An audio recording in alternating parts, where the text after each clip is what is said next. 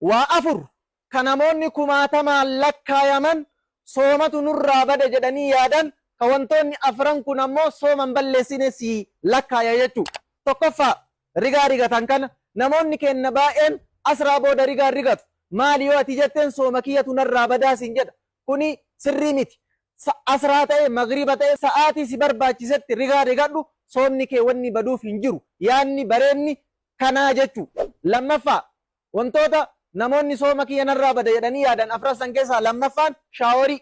Namoonni kenna baay'een isaa shaaworiin seenu sooma keessa yeroo qaamni isaa o'ee dafqee jedhetti maaliif yoo ateetten sooma kiyya narraa bada sin jedha kunillee dogoggora. Keessattuu warroonni biyya arabaa jiran o'asan keessatti dafqasan keessatti shaaworii osoo hin seeniin sooman jechuu kuni dogoggora. Sa'aatii si barbaachisetti shaaworii seeni wanni soomni kee baduuf hin jiru. Sadaffaa ancufa tana tuftoo laaftuu adii tana namni kenna tufaa deema. Mana nyaataatti hin tufa, yeroo karaa deemuun tufa, yeroo makiinaa yaabbatuun tufa, mana barumsaatti hin tufa, osoo tufu laagaan isa goyde jechuu sooma kiyya narraa bada jedhee yaada. Kunillee dogoggora. Hancufti adiin, hancufti xabi'iin tuni waan sooma balleessituuf hin qabdu, hancufa kee liqimsi homaa takka rakkoon qabu jechuu.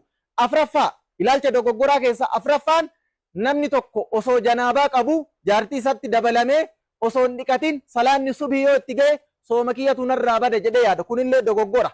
Si'ii jaartii keetitti dabalamee osoo atin dhiqatin yoo salaanni subii si gahe dhiqatteetumaan ofirraa soomta malee soomni kee wanni baduuf hin jiru jechuu obboleessi kiyya. Islaamummaan amantii laaftuudha. Namatu ofiif jabeessa malee irraa fayyadami. Viidiyoon kun namoota kumaatama fayyada waan ta'eef khayrii kana waliif qooda obboleewwan keessan biraan gahaa. Wassalaamu alaikum wa rahmatullahi wa barakaatuhu.